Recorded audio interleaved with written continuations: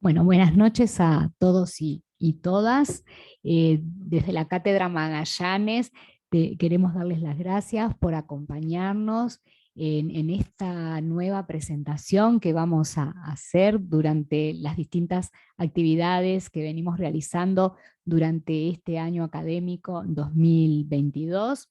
Y quisiera no solo agradecerles a todos y todas las presentes, sino también y muy especialmente al escritor Gonzalo Tavares, que nos está acompañando hoy, y también agradecer especialmente al embajador de Portugal, su excelencia João Pedro Lourenço Antunes, también que lo acompaña la jefa de la misión adjunta de la Embajada de Portugal, Madalena Sassetti, al filósofo y comunicador, que está aquí a mi izquierda, Facundo Ponce de León, y también que nos está acompañando desde España, el escritor y también profesor Antonio Sáez Delgado, y estoy mirando para ver por dónde está, y a Martín Fernández, quien ha hecho la edición de este libro en nuestro país, traducido al español. Bueno, contarles un poco sobre Gonzalo. ¿Qué les puedo decir sobre Gonzalo? Bueno, es uno de los escritores portugueses más conocidos, más leídos. Su obra se ha publicado en más de 45 países, en varios idiomas, y según la crítica es en la actualidad uno de los autores de habla portuguesa más destacados. Así que bueno, para nosotros es un gran placer poder contar hoy con él aquí. Sus novelas, tanto Jerusalén como Aprender a rezar en la era de la técnica, que forman parte de la serie El Reino, han sido galardonadas por varios premios, entre ellos el premio José Saramago, el premio al mejor libro extranjero publicado en Francia, y también el premio especial del jurado del Gran Premio Literado Well Culture. Otras obras, obviamente no las vamos a nombrar todas porque tiene una extensa bibliografía publicada ya, pero otras obras que les invito a leer y que también destacan es Un viaje a la India, El barrio y una niña está perdida en el siglo XX, pero hoy él nos va a presentar su última obra, que es Enciclopedia, traducida aquí por la editorial en nuestro país, y tenemos ahí, lo están viendo, Antonio, que está detrás nuestro, que es el traductor justamente de esta obra. ¿Qué es lo que van a encontrar en esta obra? Ya creo que el nombre enciclopedia, cuando hablamos de una enciclopedia, bueno, tenemos varios saberes dentro de la misma, y es exactamente lo que vamos a encontrar en esta obra de Gonzalo Tavares.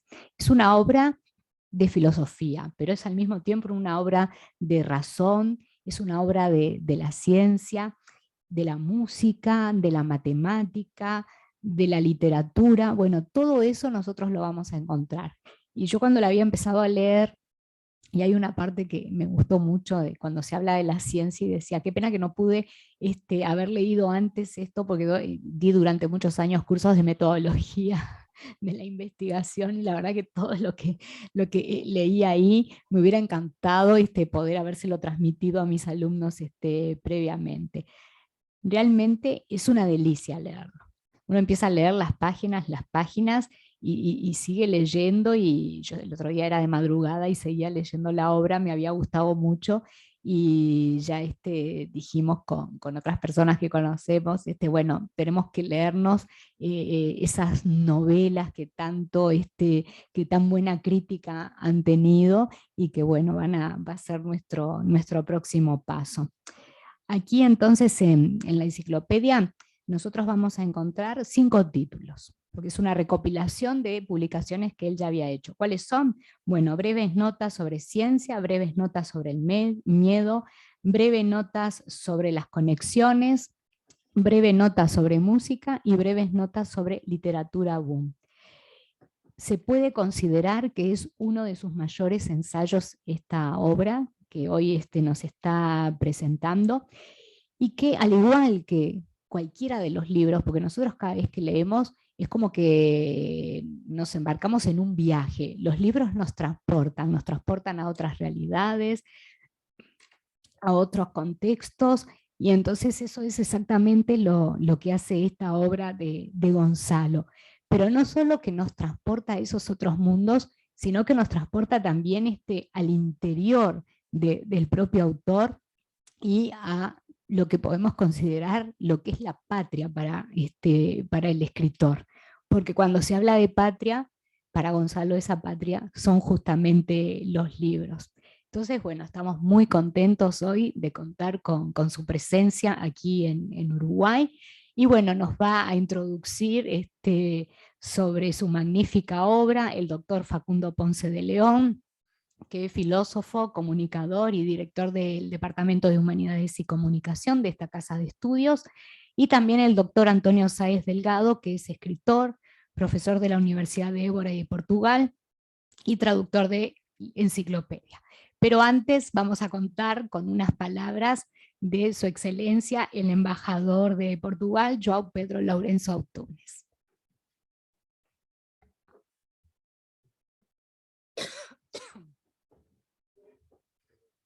Ah, no, está, hay que prender.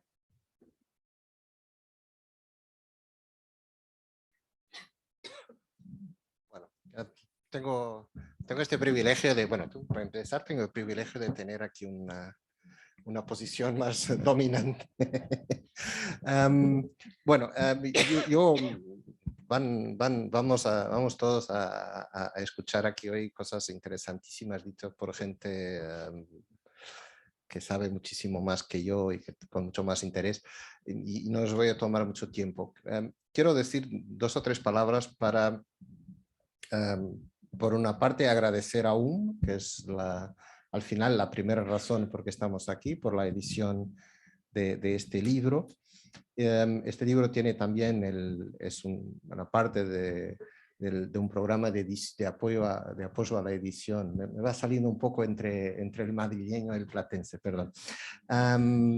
Es un programa de apoyo a la edición de autores portugueses que tiene el Instituto Camões, y el Instituto Camões también, como parte de nuestro programa de actividades culturales de este año, ha tenido el privilegio de traer a Gonzalo en persona a la presentación del libro. Esto además es un privilegio añadido el hecho de que estamos en el año del centenario de Saramago y tenemos un premio Saramago, o sea que de alguna forma también es un poco de esa forma la herencia de Saramago en la lengua portuguesa que seguimos cultivando también y valorizando. Una palabra, por supuesto, a la universidad por acoger esta charla, Silvia Pacal, con nuestra relación sobre todo de la embajada más bien, la relación con la cátedra es ya larga y muy fructífera, y sigue siéndolo.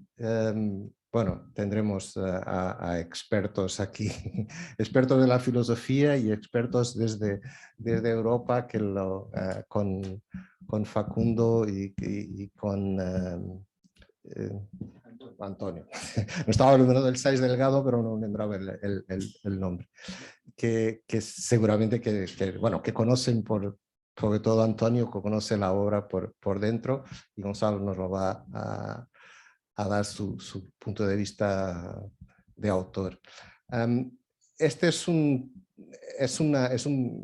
privilegio también en el sentido de que una parte importante del trabajo de la embajada es promocionar la cultura portuguesa. Es una parte bastante gratificante de nuestro trabajo, y en ese sentido tener un autor del calibre de Gonzalo es un privilegio, es un momento importante de nuestro plano para este año, como digo, y además dentro de las celebraciones de Saramago, pues todo el conjunto de nuestras actividades. Este es un momento importante y creo que vamos todos a disfrutar de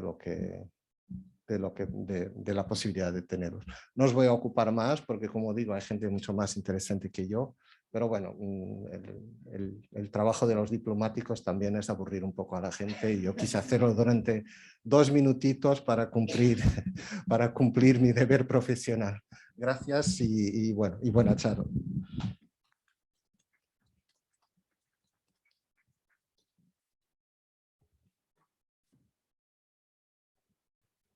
Muchas gracias, embajador. Buenas noches a todas las personas aquí, a las que nos siguen también por Zoom, Antonio especialmente, con quien tengo el gusto de compartir esta charla, y sobre todo a Gonzalo, que es un placer haberlo leído y ahora conocerlo. Gracias, Martín, también por haberlo traído como a la embajada. Yo no soy experto en la obra de Gonzalo, de hecho es la primera vez que leo a Gonzalo Tavares en esta maravilla que es Enciclopedia, y a quienes no lo hayan leído, lo primero es invitar a leerlas, a leer esta obra, que son estas 3 obras en una. Yo tengo, ordené como 7 preguntas, comentarios, consultas para conversar con Gonzalo, y después vamos a abrir preguntas del público también, si nos queda un rato, o sea, hablo yo un ratito, después habla Antonio, y después le damos la palabra a Gonzalo, y ahí abrimos al público. Lo primero, temo que algunas cosas quizás ya las has dicho muchas veces, quizás no en español, pero me imagino que sí en portugués, pero obviamente lo primero que surge es preguntar sobre el título. Y cuando uno lee enciclopedia, enseguida piensa en Diderot y d'Alembert y este proyecto del siglo XVIII de generar el canon del saber, ¿no? Una enciclopedia iba a concentrar todo el conocimiento, y hay como un juego bastante paradójico, o así lo interpreté yo, sobre decir eso y después escribir en aforismos que te lleva a Nietzsche y te lleva al nihilismo y te lleva a una especie de relativismo de que nunca se va a saber todo, pero la enciclopedia es el intento de saberlo todo o de reunirlo todo. Y lo primero que quería comentar es esta cuestión sobre el título y cómo fue esa decisión, sea sobre ciencia, sea sobre el miedo, sea sobre la música, sea sobre las letras, de poner este término tan paradójico en los tiempos que corren, porque hoy no hablamos más de enciclopedia, no hablamos más de canon del saber, y en tu manera de escribir, en esta manera tan potente del aforismo, de esta cosa de ensayo filosófico, de literatura, quería ver cómo había sido ese proceso. Después, un comentario que también me llamó, una cosa que quería comentarte, es que me pareció muy interesante en las notas sobre la ciencia, la cantidad de veces que aparece la palabra verdad, y la no ausencia de la aletheia, que es el término griego con el que tradicionalmente entendemos la verdad como aquello que se nos aparece, y que de hecho tiene una gran influencia en la manera de entender la ciencia, como aquello que se aparece ahí, que hay que lograr desvelar. Y hay una cantidad de términos, y por eso es interesante que esté Antonio, porque ahí está la traducción metida, que hablan de algo que se podría aparecer, que se podría desvelar, y ahí me gustaría saber cómo fue traducir eso, y si en la lengua portuguesa sí hay algo parecido a lo que nosotros en español entendemos como la aletheia griega. El otro término que no aparece, y me parece interesantísimo que no aparezca, es la relación de la música con la catarsis. En el origen griego también de la catarsis se habla mucho de la música como ese elemento curativo, y de hecho hay en la enciclopedia sobre música bastantes vinculadas a la salud y al curar y al sanar, pero la palabra catarsis no aparece, y quería saber también, o sea, en cada una de las enciclopedias, en la de la ciencia aparece la verdad y no aparece la aletheia, en la de la música aparece el sanar y no aparece la catarsis, y en la del miedo no aparece la depresión, que es el término como de moda hoy en términos de miedo y salud mental y abismo y esas cosas. Y me parecía muy interesante saber si fueron decisiones que fuiste tomando, si en un momento, porque es como que están rodeadas, los rodeas los términos, es como que les estás, todo el tiempo estás como si estuvieses bailando con ellos sin nombrarlos, y quería saber en parte si había sido una decisión explícita o cómo fue ese método de escribir, porque además los escribiste en tiempos distintos.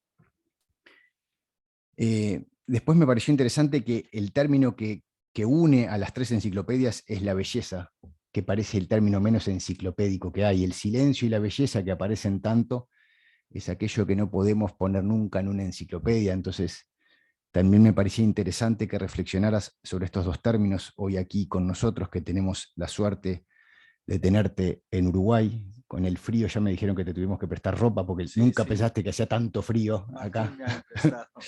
Pero bueno, a pesar de que estás en este invierno crudo, una reflexión acá sobre el silencio y la belleza me parece que podría ser interesante que hicieras. Después tenía una pregunta mucho menos conceptual y más vital. La Enciclopedia sobre Ciencias del 2006, en portugués original, y ahora vivimos una pandemia. Entonces, claro, yo la leo toda la Enciclopedia sobre Ciencia después de haber pasado por un vínculo con la ciencia en el mundo y en Uruguay, donde digo, si la volviste a revisitar después de lo que fue la pandemia, el virus, los científicos, las vacunas, qué hacer, qué no hacer, porque yo que la leí post pandemia me pareció interesantísimo todo lo que está ahí en relación a este virus que está dando vueltas por el planeta. También te quería preguntar, y ya con esto ya termino, Antonio, y te doy la palabra a ti, sobre cuál es tu método de trabajo para escribir una obra así. Y lo vinculo con tus notas sobre música.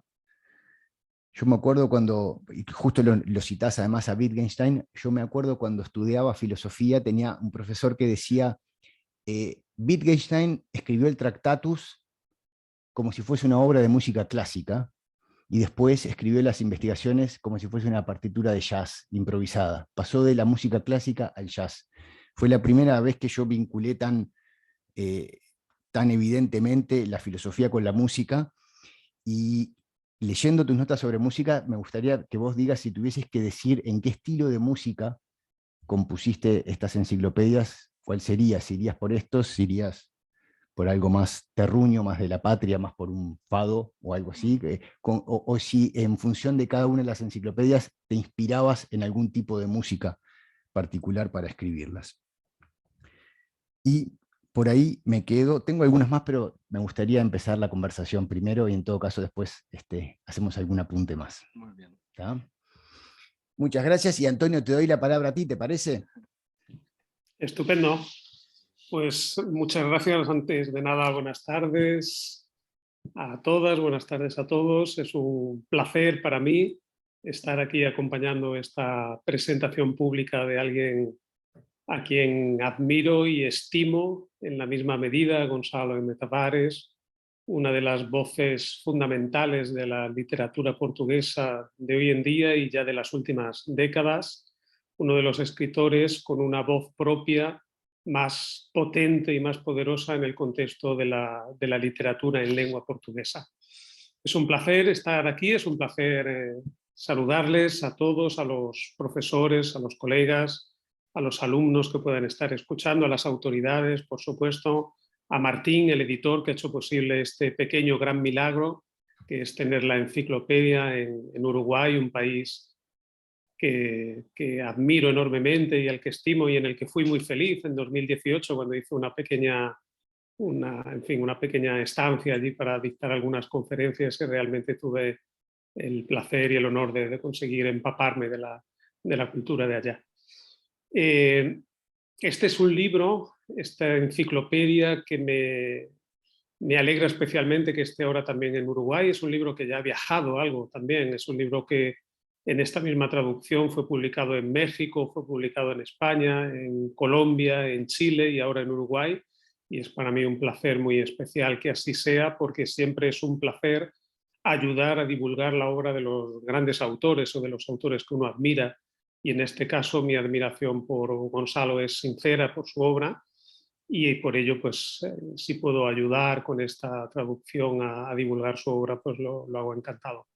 De la obra de Gonçalo me gustaría decir, en primer lugar, una cuestión, una circunstancia que me hace pensar en Gonçalo como alguien diferente al resto o a la inmensa mayoría de los escritores de su generación en Portugal. Muchas veces se habla de la generación de los autores como Gonçalo, que nacieron alrededor de 1970, una generación de autores reconocidos y conocidos ya en buena parte del mundo, muy traducidos, que además tienen la característica de ser todos o casi todos buenos amigos entre sí, no han matado al padre, no han matado al hermano, no han matado al compañero, sino que tienen una especie de hermandad entre todos ellos, una hermandad colectiva basada en la amistad y en la camaradería, que me parece algo destacable, pero quiero resaltar una cualidad de la obra de Gonzalo que la separa, que la distancia de la del resto, y que es la siguiente. Gonzalo pertenece a una genealogía de escritores que se preocupan tanto por cada pieza individual de su obra, es decir, se preocupan con el mismo rigor por construir un libro o por construir cada uno de los libros que construyen o constituyen su obra, como en la misma medida y con el mismo rigor por alimentar toda una obra literaria en plural.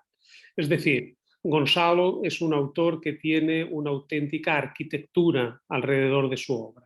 Su obra literaria, y esto es una especie de desafío y de invitación a los lectores para que se adentren en ella, está construida, está edificada en varios edificios. Edificios a los que él ha dado nombre, como si fuesen una especie de Aleph, digamos, ¿no? Donde él va consiguiendo construir y consiguiendo recuperar todos los lugares que le interesa habitar. En ese Aleph maravilloso que es la obra de Gonzalo, pues tenemos series muy conocidas como El Reino, que antes habéis citado, compuesta por algunas de sus novelas más famosas y más conocidas por el público. Tenemos otros edificios singulares como El Barrio o como ciudades. Es decir, Gonzalo tiene una preocupación por construir una obra orgánica, una obra en la que hay diferentes piezas que todas ellas se articulan y construyen una obra única, que es la obra de ese escritor, que es Gonzalo, y que construyen, divisado a una debida distancia, pues algo así como un mapa, como una geografía de ese espacio, de ese territorio literario que habita Gonzalo. Una geografía que es también o que tiene algo de puzzle también, porque todas las piezas de esa geografía se articulan también entre sí, no son piezas aisladas, sino que están en íntimo diálogo. Y me vais a permitir que diga que probablemente, y sé que esto que voy a decir, pues probablemente o quizá pueda resultar como una pequeña provocación, desde Fernando Pessoa no ha habido en la literatura portuguesa alguien que tenga un proyecto de obra, no solo de edificar y de construir libros, sino de crear una obra plural y haya tenido una preocupación por dar a conocer la geografía de esa obra. Probablemente desde Fernando Pessoa creo que no ha habido un proyecto tan personal en la literatura portuguesa por construir una obra y explicar cómo es esa obra, como el proyecto, como el ideario literario de Gonzalo Tavares. En esta enciclopedia aparecen algunas de sus obsesiones principales, algunas de las preocupaciones, dije obsesiones, Gonzalo me lo va a permitir sin duda, de algunas de los temas, de las cuestiones que más preocupan al escritor, pues desde el miedo o la ciencia hasta algunas de sus preocupaciones / pasiones, como es la música, la matemática, la literatura, y todo ello también atravesado por otro universo amplio que es el de las conexiones, el de las ligações, como dice el título en su lengua original, ¿no? Esa preocupación por intentar conectar todo. Es un libro, como ya ha sido aquí dicho, un libro construido bajo una fórmula de literatura múltiple, de literatura veloz, que se aproxima mucho de la estética del aforismo y que reflexiona sobre algunos de los grandes tópicos que han sido ya aquí también citados del hombre contemporáneo y de la civilización contemporánea. A mí me gusta mucho cuando Gonzalo reflexiona, y lo hace en muchos de sus libros, sobre un tópico que es la velocidad. Y él se plantea cómo el tema de la velocidad influye en nuestra vida, influye en nuestra manera de ser, influye en el ser que somos, ¿no? Y cómo esa velocidad se convierte en uno de los rasgos más típicos del ADN del hombre de nuestros días, ¿no? Me gustaría también decir, y con esto finalizo para darle la palabra a Gonzalo, que es el protagonista sin duda de esta sesión, me gustaría decir que una de las características que vincula estos aforismos de enciclopedia con el resto de la obra literaria de Gonzalo, no solo con la obra en verso, sino también con la obra en prosa, es la función de la elipsis.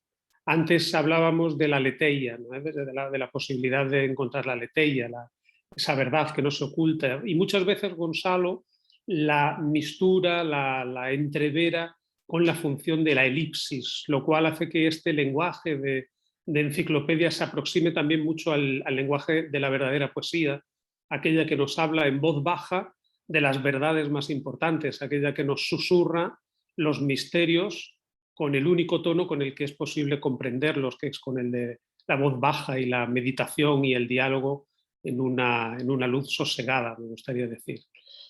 Simplemente quiero reiterar mi agradecimiento por esta invitación, mi felicidad más absoluta porque puedan los amigos y los lectores de Uruguay, de ese país tan querido por mí, pues acercarse a la obra de Gonzalo y con él, sin duda, pues podrán tener acceso a la obra y al universo creativo de una de las voces más singulares de la literatura portuguesa actual. Muchas gracias.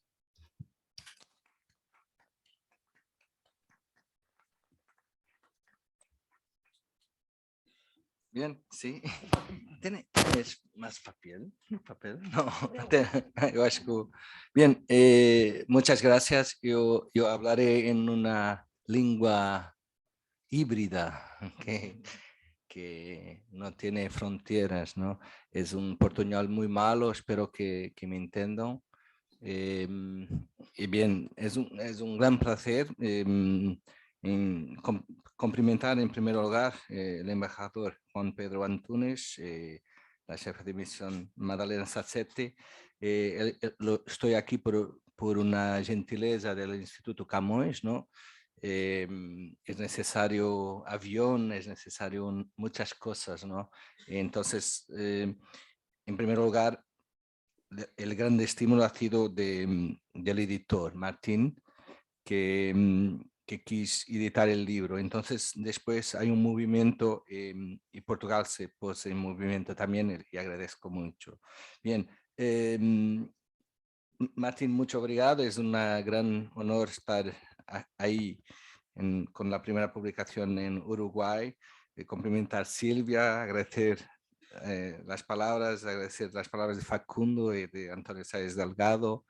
Bien, voy a contestar algunas cosas en general, más dos palabras antes para hablar de mi traductor, Antonio Sáez Delgado, que es un gran traductor, un grande pensador, tiene un ensayo, digamos un micro ensayo que es la introducción, ¿no? Que me parece muy buena y que permite que las personas se pueden entrar en el mundo de mis libros.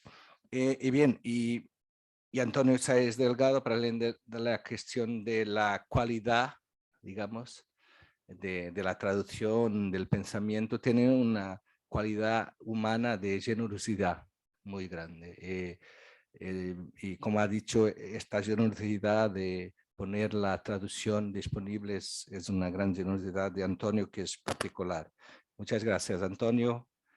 Por Zoom, tu generosidad ha llegado aquí, no sé en términos técnicos cómo es posible, pero todos recibimos tu generosidad. Gracias, Antonio.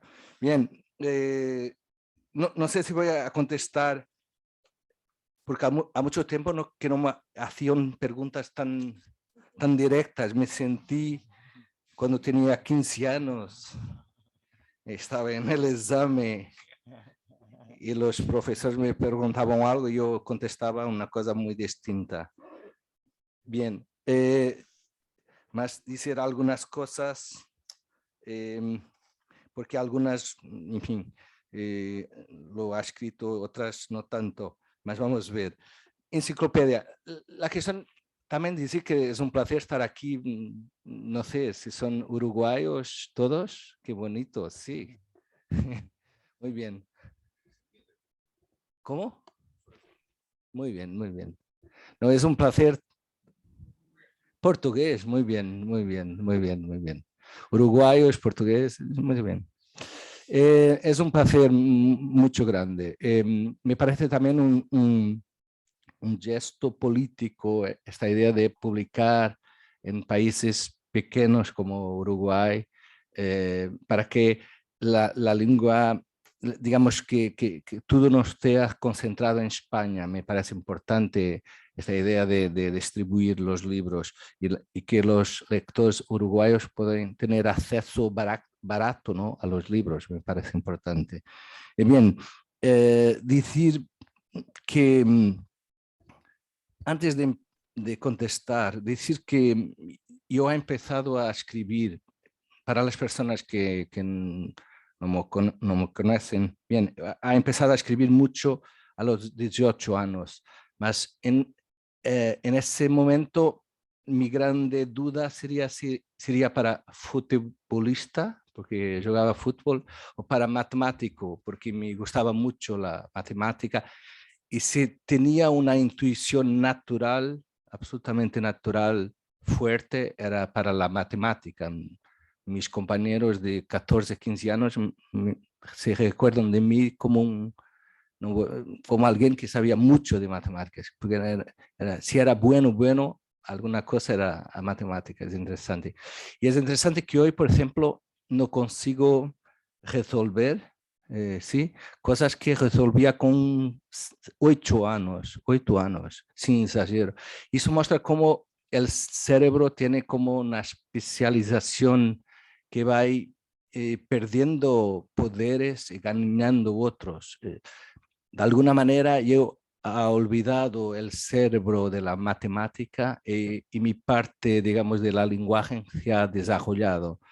Más es interesante porque, como han dicho Facundo y también Silvia, en fin, Antonio, esta idea de la matemática continúa presente, del racional, etc.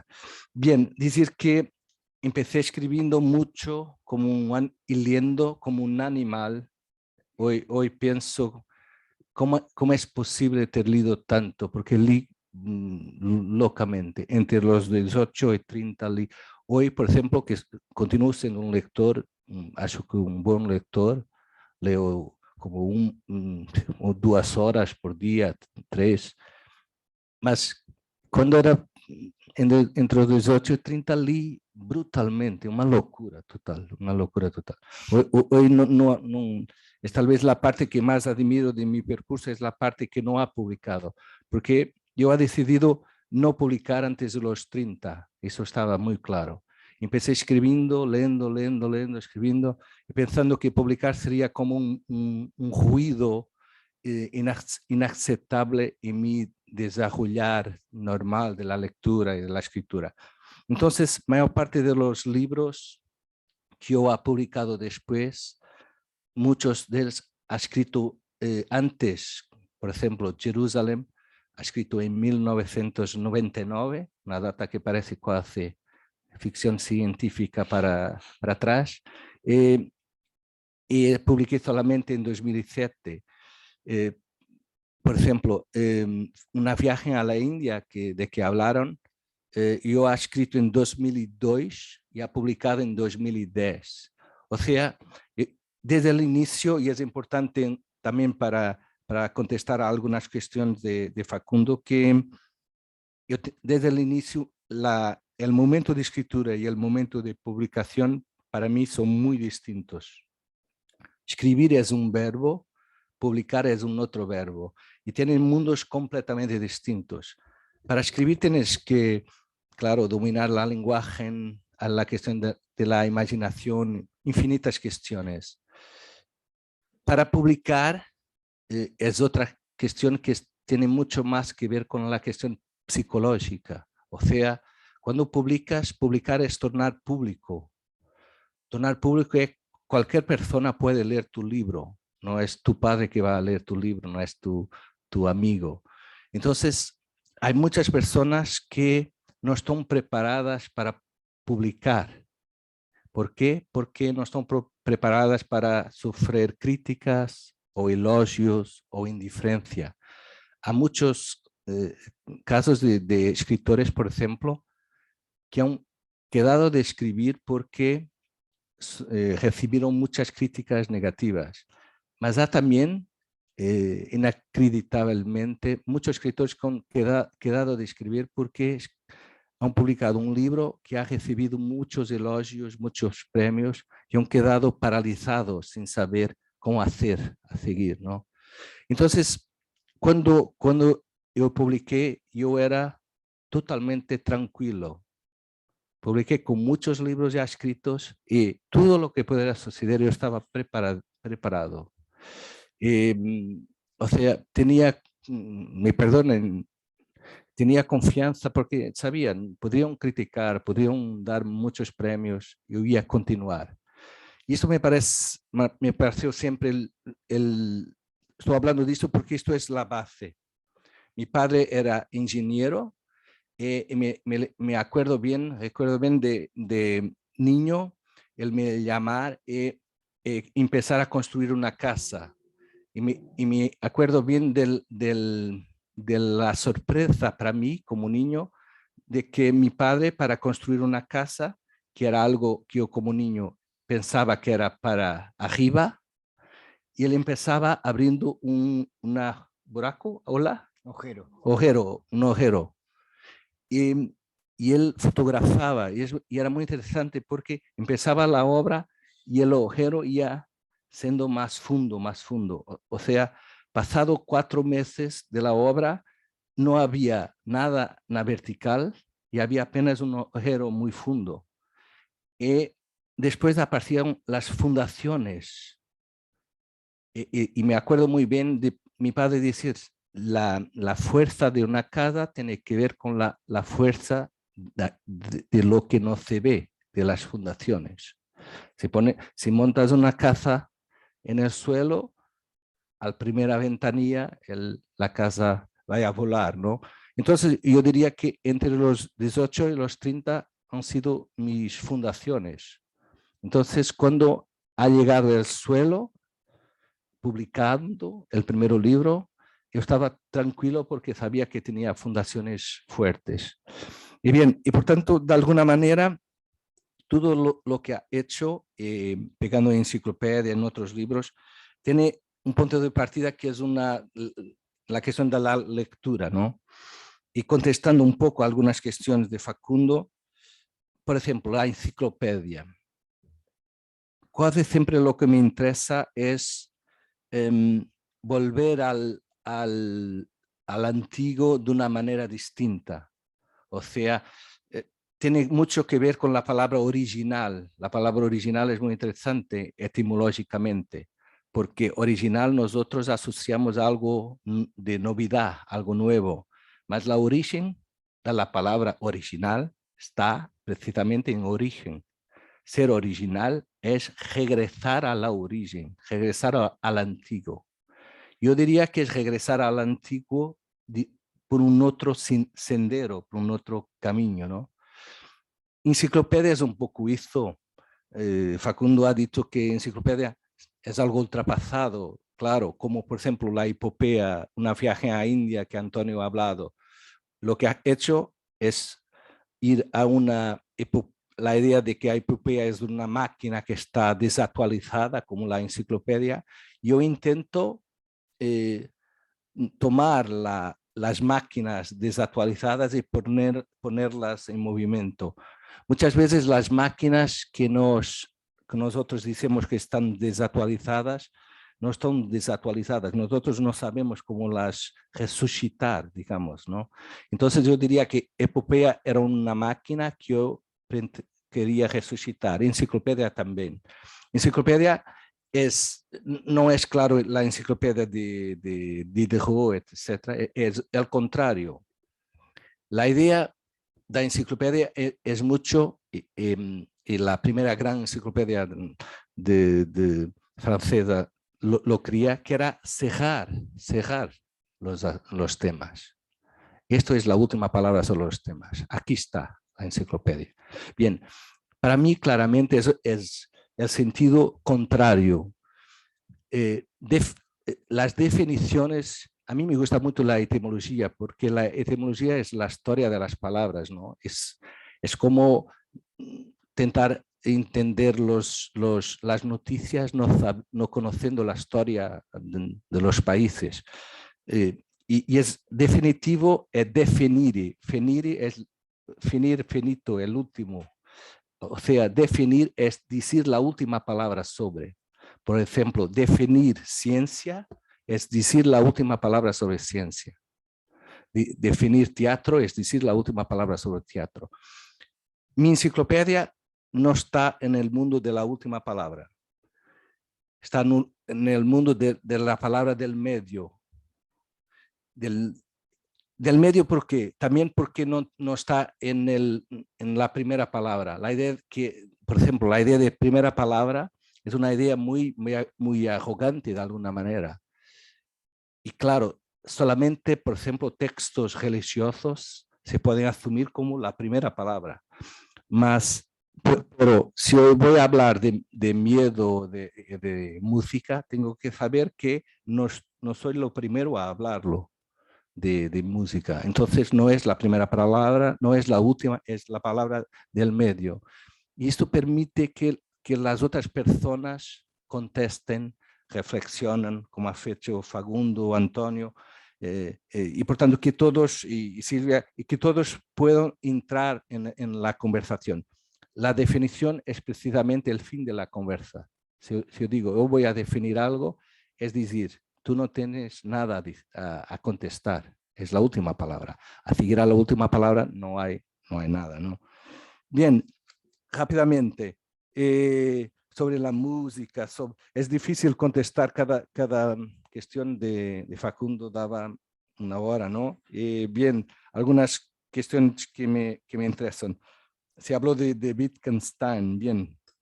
Yo he estudiado mucho Wittgenstein en mi tesis bachelor de Wittgenstein.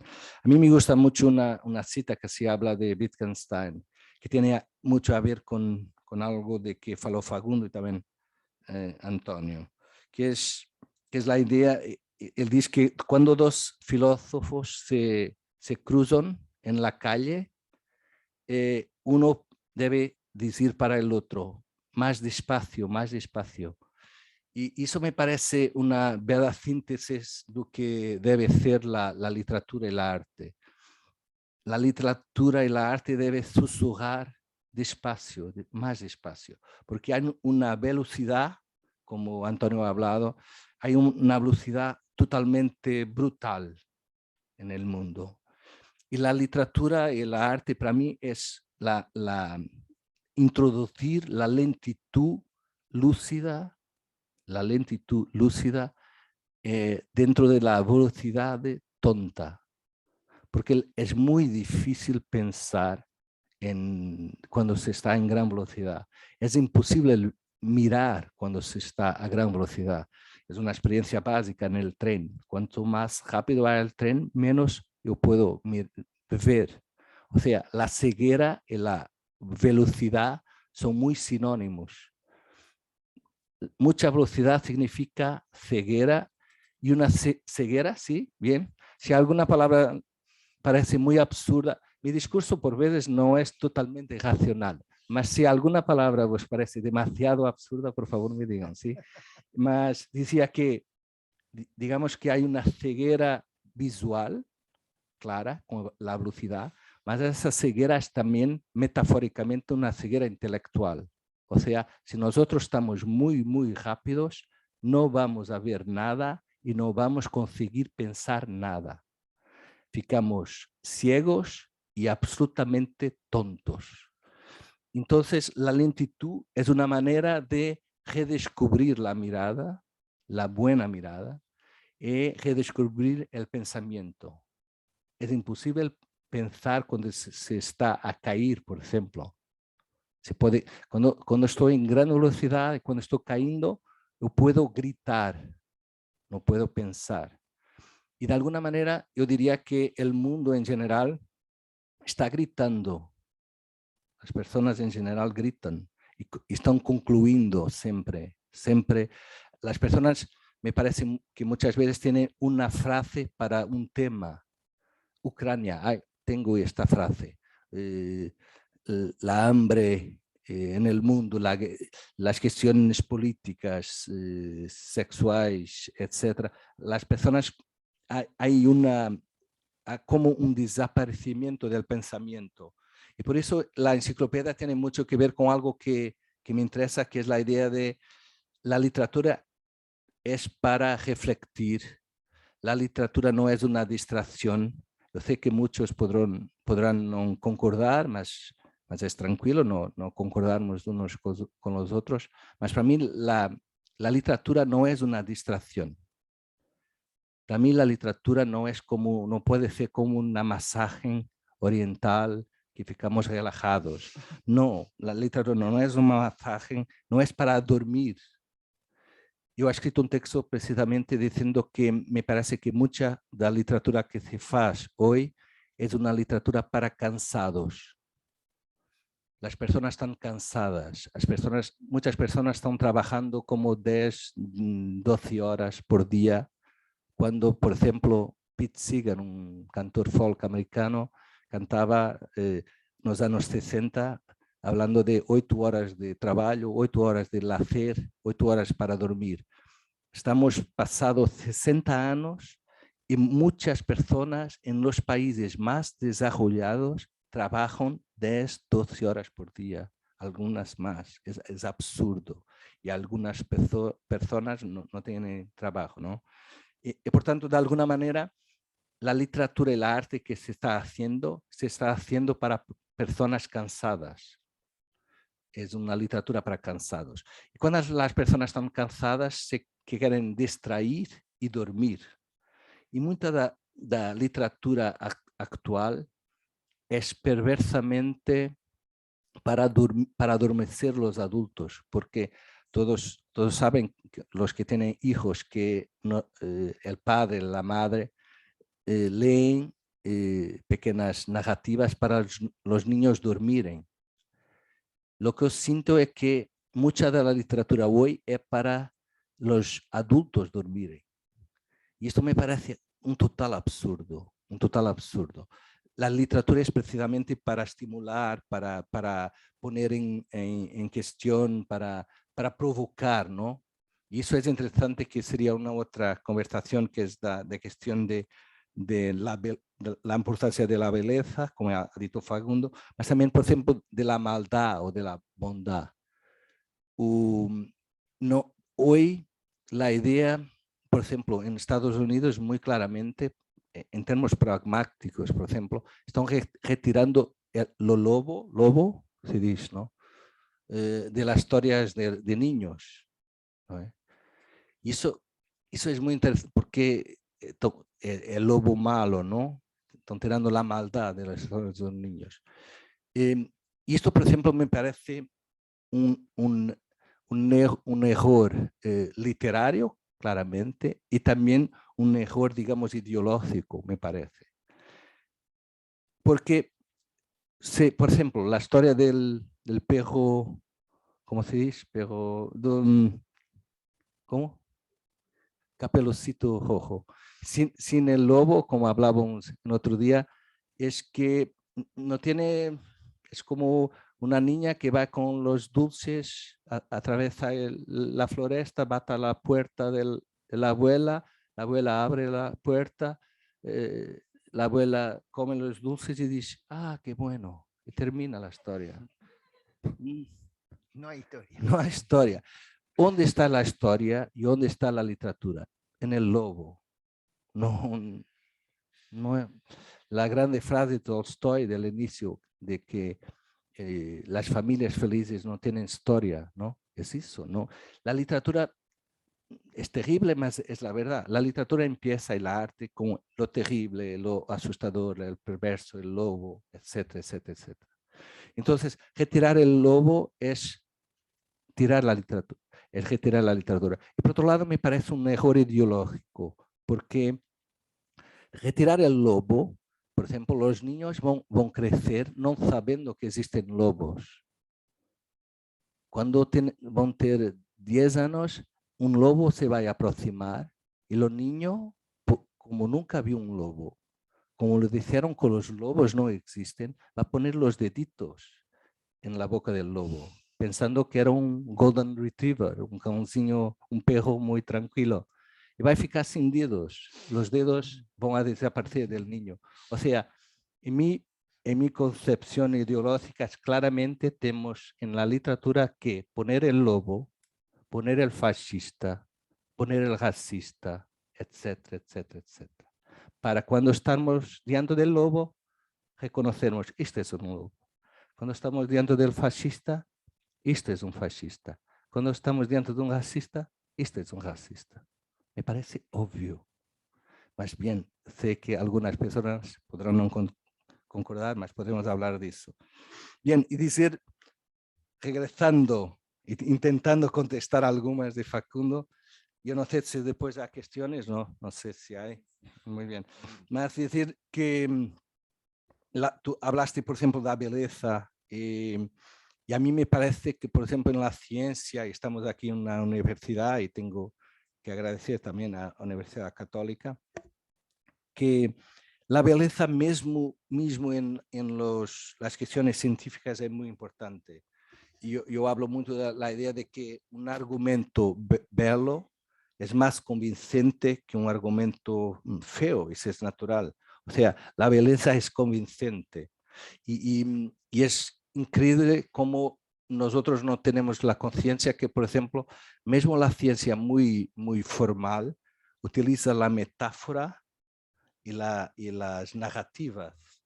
Yo hoy en una entrevista hablé de, por ejemplo, la teoría del caos. La teoría del caos de la física es muy compleja. A mí me gusta bastante ainda un poco la física y la matemática, pero es muy difícil, muy difícil. Lo que sabemos de la teoría del caos, que había una mariposa que batió las alas y que ha provocado un terremoto en el otro lado del mundo. ¿Qué es esto? Esto es una micronarrativa, es una metáfora y es extraordinaria metáfora. Los físicos entendieron de la teoría del caos y de otras teorías que necesitaban de la literatura, claramente, porque esto es literatura, es una síntesis, puede ser una microhistoria de un gran escritor sudamericano, uruguayo o un otro. O sea, esta idea de que la belleza es determinante.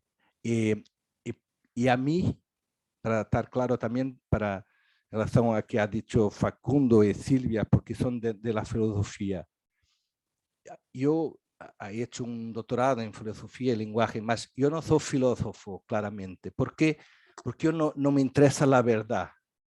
Tú hablaste muy. A mí lo que me interesa es lo interesante. O sea, una ficción que sea más interesante que la verdad, para mí es mejor. Porque yo no soy juiz, no soy filósofo. Y esta es un poco la diferencia. Yo tengo un placer enorme en pensar. Pensar me da placer físico mismo. Mas mi pensamiento nada tiene que ver con la idea de encontrar la verdad, porque siempre también asocia la verdad a las definiciones, etc. Es siempre encontrar infinitas posibilidades de verdad e intentar encontrar la verdad más bella, ¿no? Más estéticamente estimulante, ¿no? Eso me parece también muy claro. En fin, de la pandemia, del método de trabajo, sí. De la pandemia. La pandemia, yo pienso que, no sé cómo ha sido en Uruguay, pero yo pienso que claramente no estamos ainda empezando a percibir lo que va a hacer, porque se habla mucho del postraumático y es algo que todos nosotros conocemos. Por ejemplo, muchas veces el postraumático tiene que ver con un accidente, un momento, un segundo. Hay un segundo de accidente y después hay un postraumático que puede demorar años. Nosotros tenemos en la pandemia un accidente que no ha durado un segundo, ha durado 2 años. Es como imaginar un accidente de tráfico que no demora un segundo, demora 2 años. Estamos siempre repitiendo el accidente, el coche vindo, repitiendo 2 años.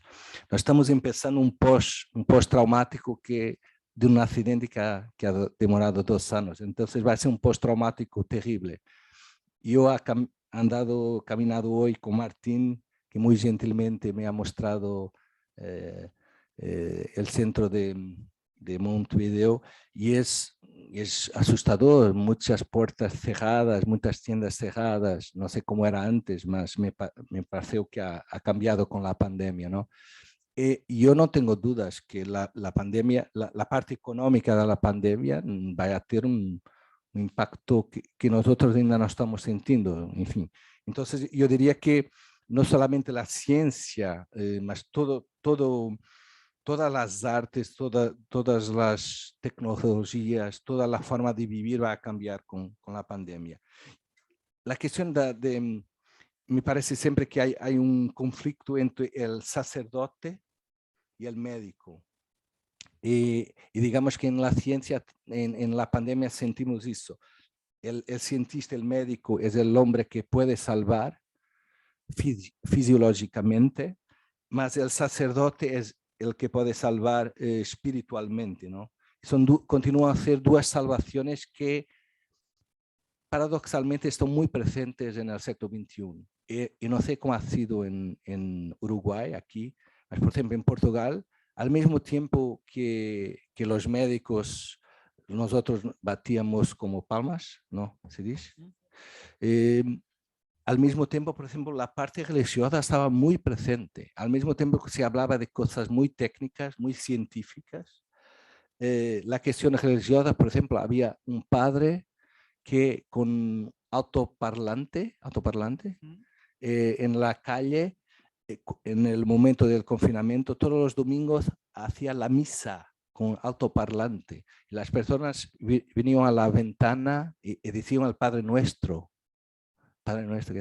Es impresionante. En otra iglesia, por ejemplo, en el confinamiento ponían las fotografías de las personas que estaban confinadas y que eran practicantes de la iglesia, ponían en las sillas. Entonces, el sacerdote estaba hablando para fotografías de familias, una imagen absolutamente... O sea, de alguna manera, las breves notas sobre ciencia y la pandemia no han cambiado la esencia de la importancia, por un lado, de la ciencia, más por otro lado, la idea siempre que algo que la ciencia no puede completar. Un médico, lo mejor médico no es suficiente. Siempre, ainda es necesario un sacerdote, y eso es muy interesante en 2022, ¿no? En fin, del método de trabajo puedo hablar después, o no sé si tienen alguna cuestión. Mi método de trabajo es así, yo normalmente escribo en lo que llamo un búnker. Yo no tengo redes sociales, soy completamente antiguo, y es una decisión muy clara porque tiene que ver con el tiempo, la idea de que es necesario concentrar, y concentrar, más una vez, concentrar es con un centro, etimológicamente concentrar es tener un centro, con un centro. No es posible una persona se concentrar con dos centros. Es una cuestión geométrica y etimológica, no es posible. Si yo tengo un centro, lo que hago es una circunferencia. Mas yo no me puedo concentrar con dos centros. Con dos centros estoy desconcentrado. O sea, mi método de trabajo es concentrarme totalmente, cerrar la internet, el móvil, y de alguna manera es una especie de construcción del siglo XIX en el siglo XXI, ¿no? Porque tiene las características del siglo XXI. Y después yo escribo, eso para decir cómo esta cuestión del búnker para mí es muy importante. Yo tengo una relación muy buena con mis padres, que tienen hoy 80 años y que están bien, y tienen una relación afectiva muy buena. Y mis padres son de Aveiro, que es una ciudad del norte. Y cuando van a Lisboa, ficaban en mi atelier, lo diría, que era también una casa con mi biblioteca. Yo escribía en una habitación, cerraba la puerta, y cuando mis padres me querían decir algo, ponía un papel debajo de la puerta, diciendo, por ejemplo, vamos al restaurante tal, si quieres. yo en la vida he recibido muchas pruebas de amor de mis padres y esta es una de las mayores, grandes, porque ellos lo saben que no es posible interrumpir, no puede ser. Cuando voy a tomar café en la cocina, mi padre está en la cocina, yo digo así, mi padre así, no hablamos y continúo, porque es un núcleo ahí es una especie de búnker mental también, porque si yo voy a la y mi padre dice, oh, ¿has escuchado las noticias que tal, se ha quebrado todo, ¿no? Entonces, mi metodología es un isolamiento físico y mental. Y después, ¿cómo escribo? Eso es para mí lo más misterioso, porque, por ejemplo, enciclopedias sobre música, ciencia y miedo. Yo pongo, por ejemplo, miedo y silla. Y de repente hay una asociación, mi cabeza empieza funcionando, escribo por veces 2, 3 páginas solamente con un estímulo de ese tipo, ¿no? Por ejemplo, ahora, miedo y silla eléctrica, ¿no? La idea. O sea, mi cabeza funciona mucho por asociación. Yo escribo mucho como un animal, porque es mucho, pongo algunas palabras y después empiezo y de repente muchas veces estoy horas escribiendo sin parar, como un loco mesmo. Yo tengo un amigo muy grande que es Marco Martins. Bien, ahora es una asociación privada también, mas un gran amigo cineasta, Marco Martins, que me ha convencido a poner una máquina de filmar en mi atelier. Entonces él tiene horas yo escribiendo como un animal, así, sin parar, horas sin parar. Yo no reviso las letras están todas fuera del lugar. Piedra, por ejemplo, está P, D, R, cualquier cosa. Y por tanto, esta forma de escribir, yo diría que para mí es absolutamente misteriosa. No sé cómo es misteriosa y también natural. Para mí es muy natural escribir. Escribir es muy, muy natural. Yo he dicho que escribir para mí es un verbo físico.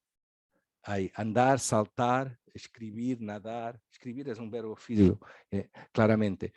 La segunda parte de la escritura es mucho más racional, que es la parte, después de esta escrita animalesca, voy a mirar muchas veces, semanas después, meses después, voy a mirar el texto y voy a cambiar, cortar, etcétera, etcétera.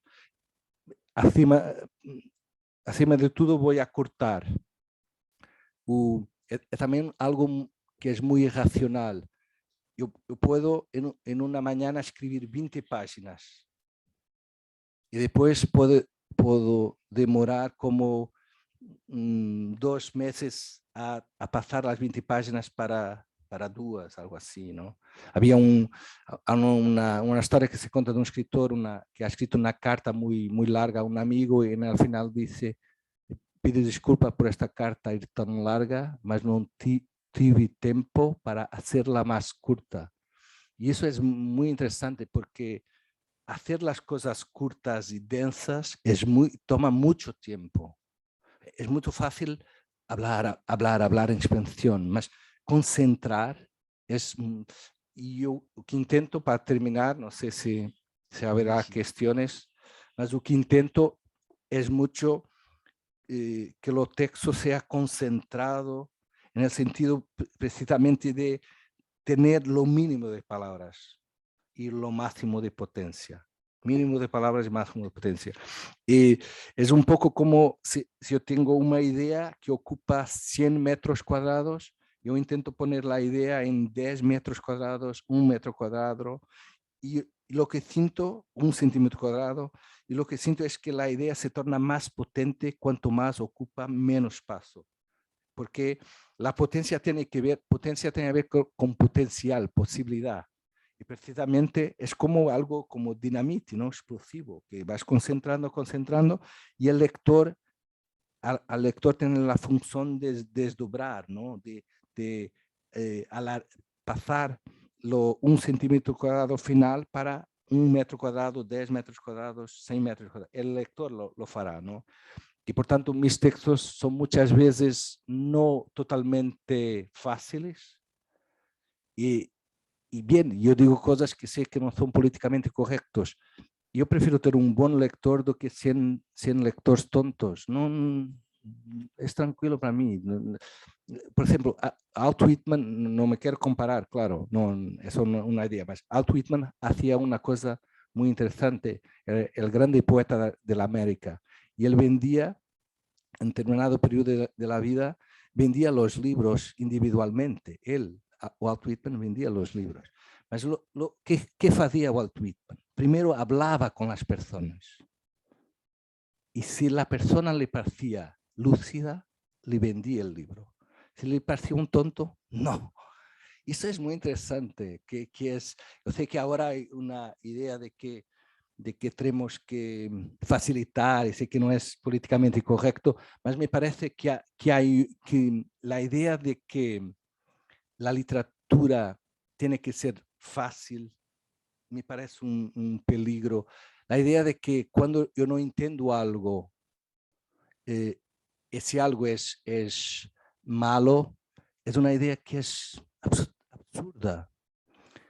Roland Barthes tiene un texto muy interesante sobre eso. Él dice que a personas que cuando no entienden algo, dicen, esto es estúpido, cuando deberían decir, yo soy estúpido, porque yo no entiendo. Y esto es básico. Por ejemplo, si yo no entiendo una lengua, yo tengo que estudiar, ¿no? Si yo no entiendo algo, yo tengo que... Y hoy hay una idea, hay una ansiedad que tiene que ver mucho con la multiplicación de imágenes, etc. Hay una ansiedad también en el lector. El lector quiere leer y entender de inmediato todo. Y esto es algo que es contra, por ejemplo, el aprendizaje. Solamente se aprende cuando hay un obstáculo. Si no, no se aprende. Y por tanto, este principio me parece básico, el principio del atrito. ¿Atrito? ¿Cómo se dice atrito en castellano? Atrito es la fuerza que impide el movimiento, ¿no? Cuando voy a empezar el movimiento, hay una fuerza de atrito, inercia. Fuerza de inercia. ¿Inercia? ¿Es eso? La fuerza de atrito es muy interesante porque... Sí, es interesante. La fuerza de atrito es muy interesante, o de inercia. Es interesante porque... Interesante también sobre la cuestión de la concentración. Y la cuestión, por ejemplo, de que yo no entiendo cómo es posible alguien hacer algo estando siempre viendo las mensajes del teléfono. Imaginen Miguel Ángelo pintando la Capella Sistina, da ahí una pincelada, vaya a ver, y otra, no. Ainda estaba terminando hoy la Capella Sistina. Y tiene mucho que ver con la fuerza de inercia, porque fuerza de fricción. Sí, ok. En Portugal decimos fuerza de atrito, no fuerza de atrito. Que es interesante porque es una fuerza que de alguna manera impide el inicio del movimiento. Es una fuerza que es muy importante en el inicio, más después desaparece. O sea, para poner este jarro de agua, no sé, hay un inicio, tengo que hacer una fuerza para vencer el atrito y después tengo que hacer mucho menos fuerza, mucho menos. Y esto es un peso muy pequeñito. Si fuera un peso mucho mayor, se siente mucho claramente que al inicio tengo que hacer mucha fuerza porque es la fuerza para deslocar más la fuerza para vencer la fuerza de inercia. Entonces al inicio mucho y después voy caminando. Tenemos toda esa experiencia. Y es interesante en términos de la concentración y de la internet, para terminar y para resolver cuestiones. Porque cuando nosotros interrumpimos una tarea, un trabajo que estamos a hacer, lo que hacemos es esto. Yo, por ejemplo, si yo empiezo a escribir, cuando empiezo tengo que hacer mucha fuerza y después empiezo. Paro. Voy a ver el Facebook. Voy a empezar de nuevo, mucha fuerza, que no está haciendo nada, estoy solamente empezando. ¿Y ahora? Sí, ahora paro. ¿Ves? Sí. O sea, y la interrupción del trabajo, no estamos siempre poniendo la energía en el empezar, en el comienzo, venciendo la fuerza de inercia. Entonces sí, podemos tener un día de trabajo y estamos siempre interrumpiendo, entonces el vaso de agua está siempre en el mismo sitio. Hoy las personas no trabajan, es muy impresionante, no trabajan. No, el trabajo terminó claramente. No, las personas no trabajan. Algunas de vez en cuando trabajan, pero el trabajo terminó. En mi predio, yo tenía es curioso cómo ha conquistado todas las artes y todas las...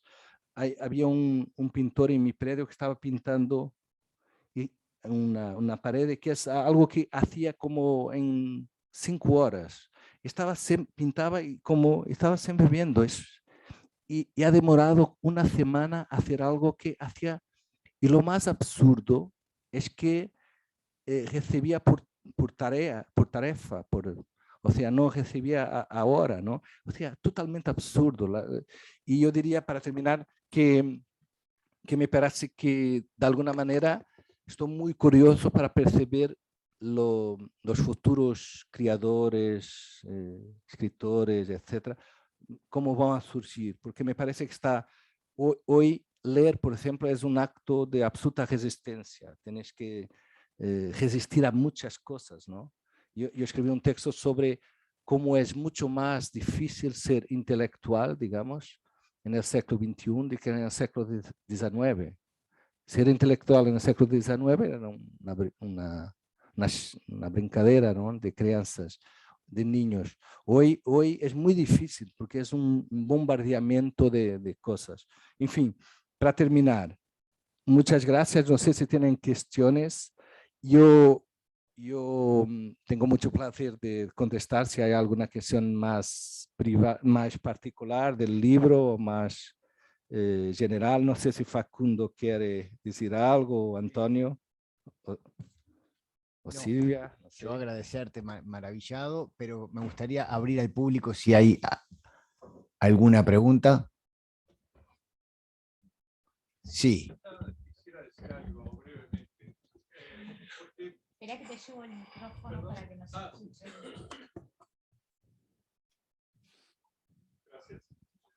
No, porque hay algo que... ¿Sí quieres te a presentar? Sí, mi nombre es Gabriel Gali, soy docente de la Universidad de la República, de la Facultad de Información y Comunicación y director de la radio Uniradio. Y un ferviente lector de tu obra desde hace muchos años. Y el primer libro que leí fue El señor Henry. Después creo que el señor Valéry, después el señor Breton. Y hay una cosa que, en acuerdo total con lo que dijo Antonio hace un rato acerca de esa arquitectura de la obra, a mí me interesaron mucho, y fue lo que más me llamó la atención, los ladrillos, por decirlo de algún modo. ¿Ladrillos? Los, ¿cómo se dice? Tijolos. Tijolos, sí, en portugués. Exacto, sí, más que... Tú hablaste del fundamento, ¿no? Del pozo, ¿no? De la verticalidad del edificio, pero los ladrillos es donde yo encontré una gran fascinación. Y cuando digo ladrillos, no sé bien qué digo, pero hay, por ejemplo, en el señor Henry, la idea de que si los bolsillos hubiesen sido inventados para llevar líquido, viviríamos en un mundo diferente. Por ejemplo, he ahí un ladrillo, ¿no? O, por ejemplo, qué sé yo, el señor Breton, la búsqueda de dónde está el medio de un verso, la mitad del verso, ¿no? Ese tipo de ideas que para mí hablan de una filigrana que tiene que ver obviamente con tu método, pero que todo ese método trabajoso que él describió, ¿no? De primero la escritura loca y después el reducir, el resultado para el lector, no digo que sea fácil, pero uno percibe el juego. Hay una cosa lúdica que lo atraviesa que para mí da una gran felicidad al lector. Acá mismo en el libro de la parte de ciencia van a ver que es muy humorística, porque es una ciencia que, como decía Wittgenstein, podrá explicarlo todo, pero no hay lugar para nosotros en esa ciencia. Dicho en otros términos, tú lo pones en términos de sentimientos, pero Wittgenstein decía, la ciencia podrá resolver todos los problemas, pero nunca va a poder resolver los problemas humanos, porque los problemas humanos son éticos, tienen otra dimensión, otro nivel. Y entonces, creo que ahí, en eso, como la obtención de ese juego lúdico, en esos ladrillos que atraviesan incluso las grandes novelas tuyas, o, por ejemplo, el principio del viaje a la India, donde tú todo lo decís diciendo que no lo vas a decir. Es decir, todas esas figuras de la negación generan unas imágenes que mueven al pensamiento. Por eso me gustaría decir que, sin duda, Gonzalo Tavares es un grande de las letras portuguesas, pero es un grande de la escritura, porque lo interesante de Tavares, y perdón porque no quiero ofender de ninguna manera, al contrario, no son tanto las historias, sino la forma escritural en que esas historias se desarrollan. Por eso mis libros preferidos son Enciclopedia y el que más amo, Biblioteca, ¿no? Lean Biblioteca, lean por ejemplo Aristóteles en Biblioteca, el juego que hay, y ahí creo que hay algo muy interesante, porque él juega con la elipsis, como dijo Antonio, pero también, bueno, con prácticamente todos los recursos retóricos y lingüísticos están presentes de alguna manera, pero la paradoja en sus múltiples formas está muy presente, y es algo que se agradece porque me parece que ahí es donde está el juego del pensamiento.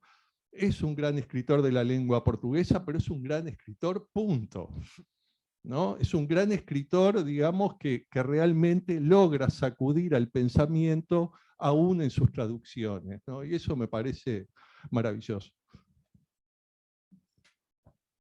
Mucho obrigado por las palabras muy generosas. Y bien, es interesante que has introducido la cuestión del humor y de que no se ha hablado, ¿no? Del lúdico, porque sí, aquí tal vez no esté tan presente como en el barrio, más... Claro. No, para mí el humor, la ironía es precisamente la idea de no se convertir a la verdad. Yo cuando alguien viene con la verdad, yo intento ver la salida más rápida, porque claro, es muy peligroso, ¿no? Y entonces siempre el humor, la ironía son distanciamientos, ¿no? Me parece, cuando se habla de fanatismo, la palabra fanatismo es precisamente estar como el pensamiento y el cuerpo estar completamente homogéneos, no haber cualquier distanciamiento, no haber cualquier sentido crítico. Un fanático ni siquiera, yo diría ahora pensando, ni siquiera se puede ver al espejo porque está totalmente concentrado, ¿no? Concentrado en el malo sentido. Y de alguna manera el pensamiento que me interesa es mucho un pensamiento de hipótesis. ¿Y si así? ¿Y si? Y hablaste de biblioteca, es curioso porque, y del paradoxo. El paradoxo precisamente es como la tercera hipótesis. La idea siempre del sí, no, y después el paradoxo. El paradoxo es empezar a pensar, el paradoxo, porque de alguna manera es como, por ejemplo, es contra o a favor, por ejemplo, de la eutanasia. Y una persona contesta sí, no. ¿Dónde empieza a pensar? Cuando de alguna manera se pone en el camino del medio, ¿no? El pensamiento tiene, el pensamiento tiene como una pelea, tiene una guerra con el sí y el no, ¿no?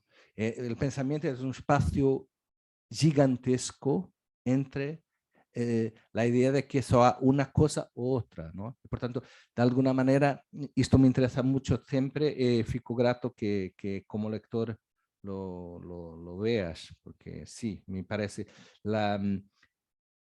ha citado Walt Whitman. Walt Whitman tiene dos versos que me gustan mucho, que sobre la contradicción, y los versos son, dicen que me contradigo, es verdad, me contradigo. A mí me gusta mucho, porque sí, hay un pánico de la contradicción. No, la contradicción, por ejemplo, para mí es un método de pensar. No es un problema, es un método de pensamiento. Yo quiero pensar, digo, sí, soy a favor de eutanasia. ¿Por qué? Ta. No, soy contra eutanasia. ¿Por qué? Ta. O sea, la contradicción es empezar a pensar. Quase sempre, por exemplo, em termos religiosos, há dois livros de referência, digamos, para um lado e outro. Imitación de Cristo, que es atribuida a Tomás de Kempis, que es un libro básicamente que dice Cristo es la referencia, tenemos que imitar Cristo. Si estás sufriendo, tenés que pensar en los sufrimientos de Cristo y quitar la dolor, ¿no? Y hay un otro libro, en un otro campo, por ejemplo, que se llama, de Nietzsche, que se llama O Anticristo, que es uno de los libros más violentos contra el cristianismo que conozco, que de un pensador extraordinario, que dice cosas como, por ejemplo, muy violentas para quien es católico, como por ejemplo, la Iglesia Católica ha inventado ha creado un nombre joven, bonito, guapo, para atraer a las mujeres, ha criado la Virgen María para seducir los hombres. Dice algo como, por ejemplo, la Iglesia Católica solamente se aproxima de las personas cuando las personas no pueden decir no. Esto es muy fuerte. Por ejemplo, en el bautismo, el niño no puede decir no.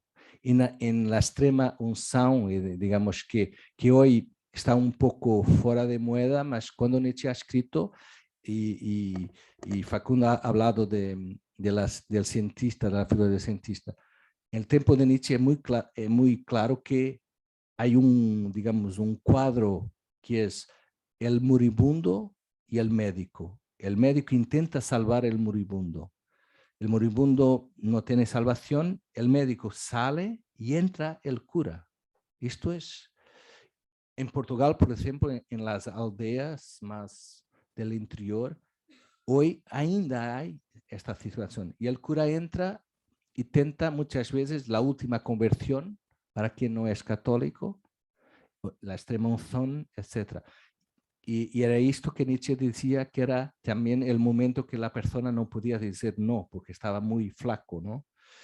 O sea, lo que me parece interesante en el pensamiento, por ejemplo, yo si soy cristiano, yo diría, debes leer El Anticristo, claramente. Si hay libro que debes leer. Si puedes leer un libro de estos dos, La Imitación de Cristo y El Anticristo, para mí el cristiano debe leer El Anticristo. ¿Por qué? Porque es un pensador extraordinario como Nietzsche a decir argumentos con peso. Y yo voy a oír argumentos y voy a intentar contestar. Y tengo que tener fuerza para contestar a argumentos fuertes, ¿no? Entonces, si yo tengo argumentos fuertes para contestar a otros argumentos fuertes, mi creencia religiosa se pone más fuerte. Entonces, esto me parece obvio. O sea, el pensamiento empieza en el paradoxo, mas empieza también cuando yo estoy escuchando las personas con quien no compartillo los ideales. Y eso es algo que es interesante porque ahora pensando, mucha la falta de pensamiento en el siglo XXI tiene que ver con nosotros estamos cerrados en un circuito de las personas que piensan como nosotros, que es algo que es muy contemporáneo, tiene mucho que ver con las tecnologías, ¿no? Por ejemplo, el sistema de Facebook yo no tengo Facebook, mas la idea de mecanismo C, cómo funciona, que es aproximar los próximos, por más cerca los que ya están cerca. Y esto es un absurdo, porque es precisamente el contrario del pensamiento. Entonces, de alguna manera, hay un proyecto tecnológico, me parece, no digo que es voluntario, más es eficaz, de terminar con el pensamiento, porque el pensamiento empieza cuando yo como cristiano leo los textos de Nietzsche y digo, yo tengo que contestar a esto, no puedo gritar. Si Nietzsche dice argumentos muy fuertes, yo no voy a gritar, ni voy a decir, corten la cabeza a este hombre, ¿no? Y por tanto voy a tener que hacer una cosa que es muy antigua, que es pensar. ¿Cómo voy a contestar a esto? Yo tengo que pensar, esto da trabajo, ¿no? Pienso que estamos entrando un poco en el ciclo en que el pensamiento se está desapareciendo y la universidad pienso que es un sistema de resistencia. En eso estamos todos de parabéns. Antonio también es un universitario. La universidad es un espacio, y muchos aquí son, es tal vez el único espacio que no tiene vergüenza de decir que está pensando. Y pensando lentamente, por ejemplo, una tesis de doctorado que demora 4 años, 5 años, esto es muy bonito. A mí me parece muy bonito. Yo pienso que uno de los errores de la universidad es, por ejemplo, querer entrar en la velocidad general de las cosas, ¿no? Más despacio. Si yo pudiera decir algo a la facultad en general, es más despacio. Que tener personas a estudiar algo durante 4 años en 2021 es revolucionario.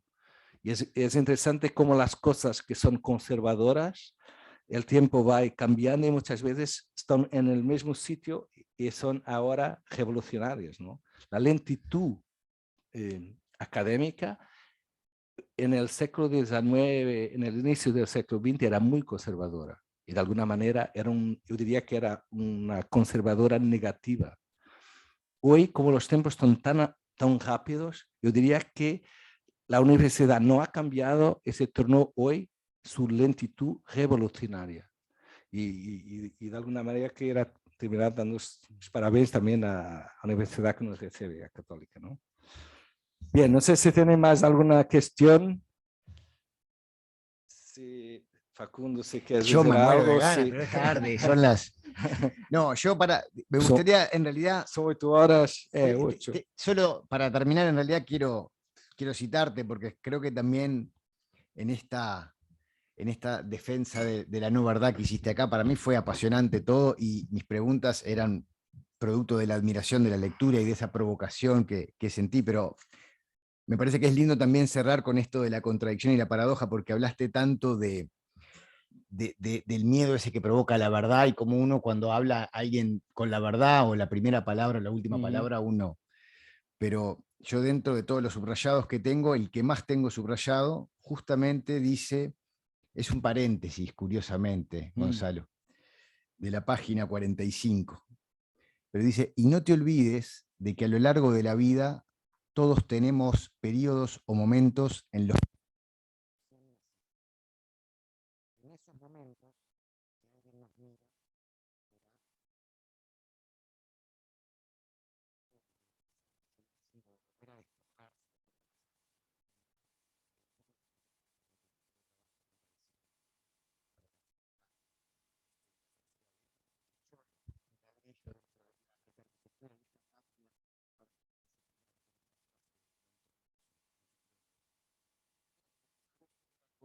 Uno, dos, tres. No sé si Martín quiere decir algo, ¿no? Definición.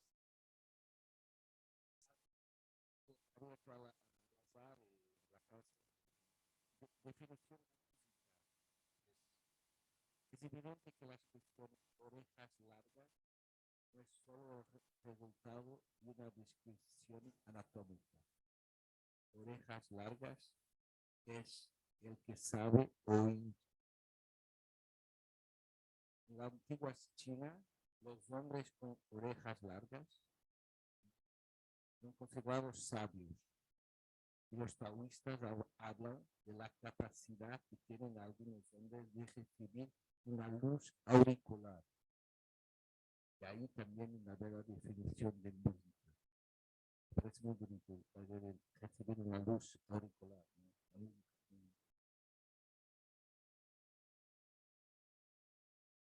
Aquí algo interesante que, por ejemplo, lo que ha dicho Facundo en el inicio, y Antonio también, Esta idea de enciclopedia es una idea que, por ejemplo, mezclando ciencia y miedo, ¿no? Dos mundos que no son de la misma, digamos, categoría, ¿no? Y hay muchas narrativas, micronarrativas, aquí con parte escritas más definición excesiva, pero definición.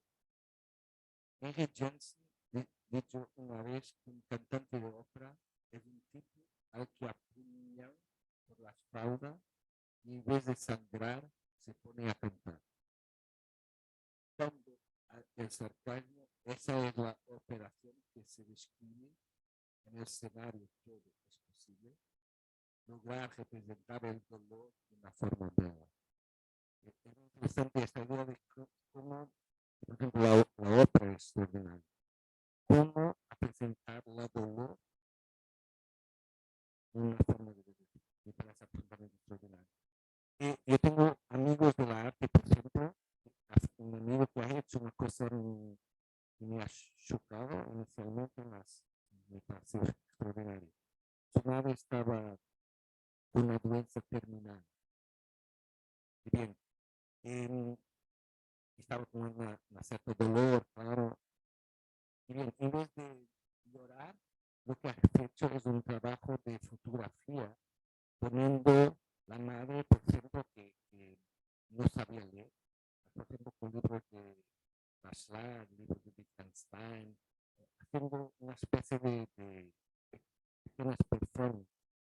Y es interesante que lo ha sentido durante 2 o 3 meses y los hermanos de este mi amigo artista decían que nunca habían visto a la madre tan contenta. Y es para mí un ejemplo extraordinario que ha transformado la dolor en dolor. Porque será necesario que la dolor sea fea. No, la dolor puede ser fea. De alguna manera, me parece también que una de las... En fin, esto tiene fragmentos muy cortos, pequeñas narrativas, más con esta cuestión del paradojo. En fin, yo quería, no sé si Martín quiere hablar para terminar. Mucho obrigado por todo. Antonio, muchas gracias. Gracias, Antonio. Estamos viendo tu traducción, entonces, muchas gracias. No sé si quieres terminar. Pues, ha sido un placer. Termino. Gracias.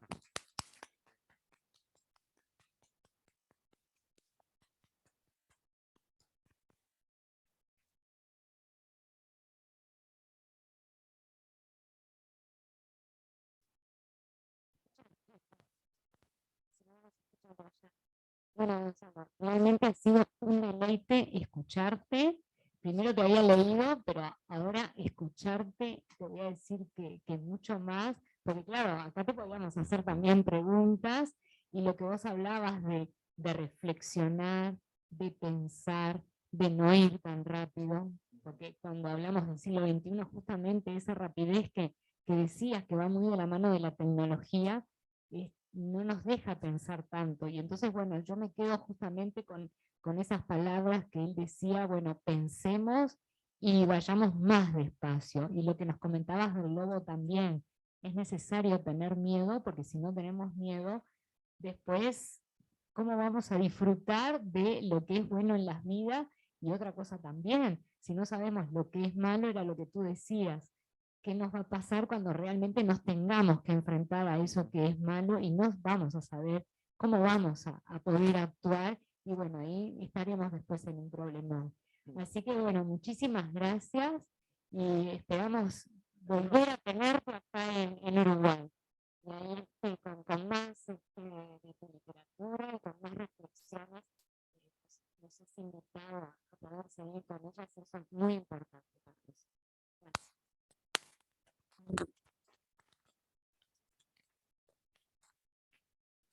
Muchas gracias. Y muchas gracias a todos y todas por habernos acompañado.